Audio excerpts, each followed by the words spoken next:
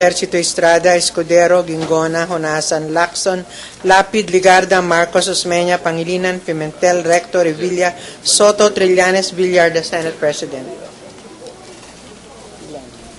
With 22 senators, senator judges present, the presiding officer declares the presence of a quorum. Majority Floor Leader. Mr. President, may I ask the Sergeant-at-Arms to make the proclamation? The Sergeant-at-Arms is directed to make the proclamation. All persons are commanded to keep silent under pain of penalty while the Senate is sitting in trial on the articles of impeachment against Chief Justice Renato C. Corona. Mr. President. Majority Floor Leader. Mr. President, I move that we dispense with the reading of the February 9, 2012 Journal of the Senate sitting as an impeachment court and consider the same as approved. Is there any objection? There being none, the February 9, 2012 Journal of the Senate sitting as an impeachment court is hereby approved.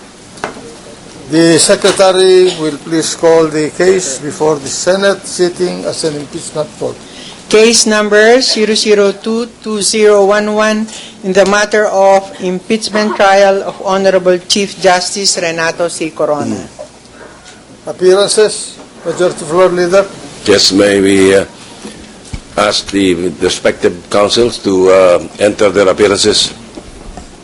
Good afternoon, Your Honor. For the prosecution panel of the House of Representatives, same appearances. And if I may, on behalf of the House also, we would like to greet the presiding officer, advance happy birthday for tomorrow. Thank you very much. At this age, your presiding officer is no longer thinking about birthdays. He's thinking about the future, which is dimming. So we proceed. The defense. For the defense, Your Honor, the same appearance. Noted. Now,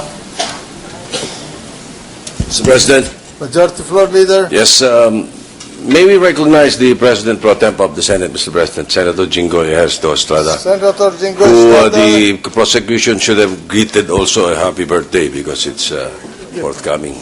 The President Pro Tempore has the floor. Thank you, Mr. President. Mr. President, I would like to denounce in the strongest possible terms the action of the defense lawyers who called for a press con last night for a supposedly important announcement and only to later say that the source of their story cannot be discussed.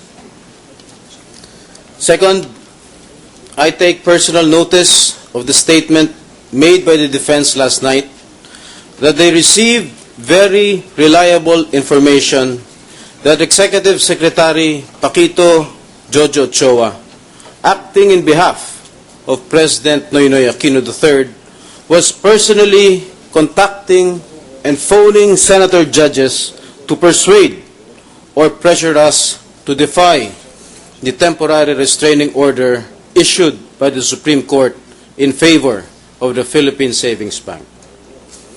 Ayoko palampasin ito without saying anything because the integrity, credibility, and independence of individual senators as well as the honor of the Senate sitting as an impeachment court are at stake here. Thirdly, I don't want to speculate as to the reason for the defense panel for coming out with this incredulous statement, but I challenge you, the defense panel, to name your so-called source. Pangalanan ninyo kung sino at nang sa ganun ay hindi tayo nanguhula. Magpakalalaki tayong lahat dito. Dahil itong ginagawa namin ay hindi biro-biro lamang. Ang kinabukasan, ang ikasasama o ikabubuti ng ating bansa ang nakasalalay dito. Sa mga magigiting na abogado ng depensa, hinahamon ko kayong lahat na pangalanan ang nagpaabot sa inyo ng kwentong ito. If you believe this story, that is up to you. But when you faced the media and passed this story on to the public with little more than your faces to back you up, then you have crossed the line.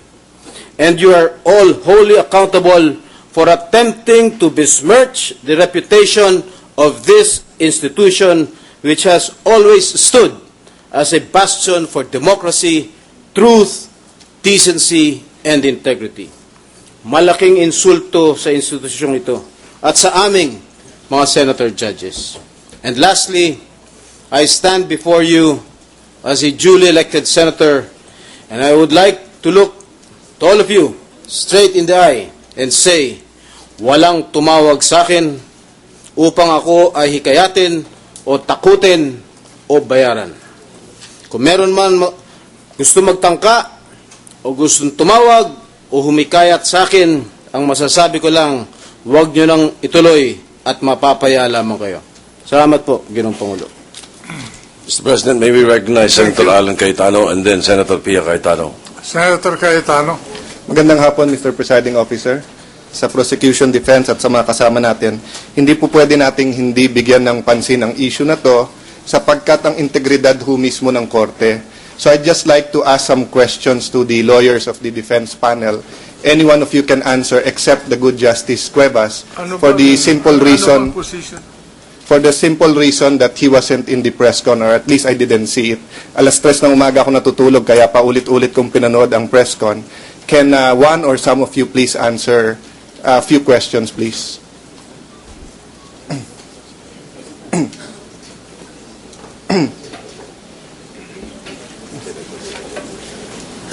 The defense counsel may respond.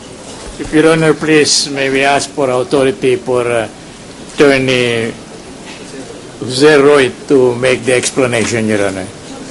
Proceed. Thank you, Your Honor.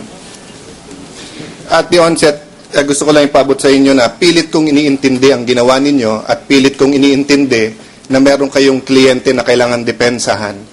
Ngunit kayo na po mismo ang ilang beses nag-remind sa korte na to na kailangan respetuhin yung korte. So I'd like to clarify some of your statements through some of these questions. Attorney Counsel, I'd assume that except for some very young lawyers in your panel, most of you have had extensive practice. Tama po ba to?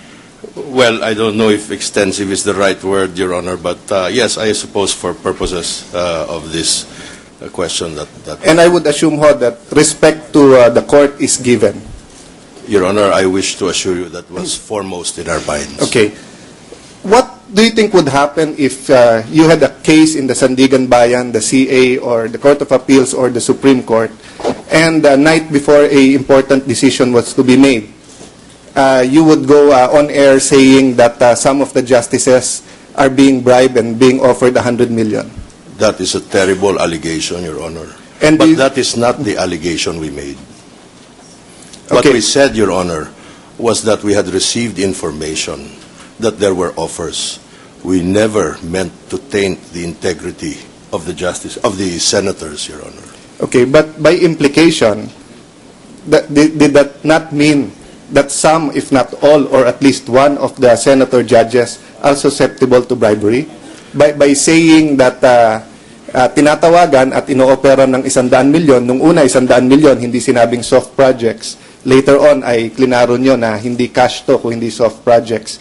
Hindi po ba ang implikasyon nito or ang perception na ibinibigay sa ating mga kababayan ay para bagang hindi solemn oath ang aming tinake dito at pwede kami magtanggap ng ganyang kalaki kapalit ng aming boto sa kahit anong issue? Humihingi po kami ng dispensa kung hindi po naging malinaw ang aming pahayag. Yeah. Hindi po namin nais palabasin na kayo po ay nasuhulan o kayo tinanggap nyo ito. At yun ang pinakamalayo ho sa aming layunin. At this point, I thank you for your apology or for your clarification, and that's important for each member and this impeachment court. However, let me continue my questioning. Yes, Your Or Honor. these questions. If in fact you made that statement before the Supreme Court, don't you think that the Supreme Court would make you explain Yes, or Your at least Honor. subject you to disciplinary action if ganun yung allegations na binigay niya? That is correct, Your Honor. That is why we are here in full force, to show you that there was no malice on the part of the defense. and to prove to you that what we did as a matter of principle, of professional Well, belief. isn't it true also, your, Mr. Counsel, that nilagay nyo sa alangan yung korte? Kasi kung ang dinesisyon namin ay wag sundin yung TRO, di lalabas may tumanggap sa amin ng 100 milyon. Your Honor. Pagka hindi, let me finish, I'm sorry, Counsel. I'm sorry, Your Honor. Kapag ka namang sinabi namin, we should abide, lalabas naman, natakot kami sa press con nyo. Of course, it's not limited to those two scenarios, but on the eve of, we all announced last Thursday that magko-focus kami at pag-uusapan namin yung TRO. And then suddenly, you're on television. That's why Sunday late afternoon, all of the members of the media were calling us not to even ask those questions, but making us or asking us to deny. Isn't it an insult to us to even have to deny that we're susceptible to bribes? Please. You put us in that situation, Mr. Counsel. In hindsight, Your Honor, perhaps you could view it that way, but please, I beg your indulgence. That was not our intention. Please hear me out. We had very little choice but to hold the press conference at that time. We received word late Saturday afternoon while we were in a conference with our client. We had been told that Senator Tatad announced this plan. And I think he was with Senator Maceda at that time. Yes, Your Honor. We then received, Your Honor...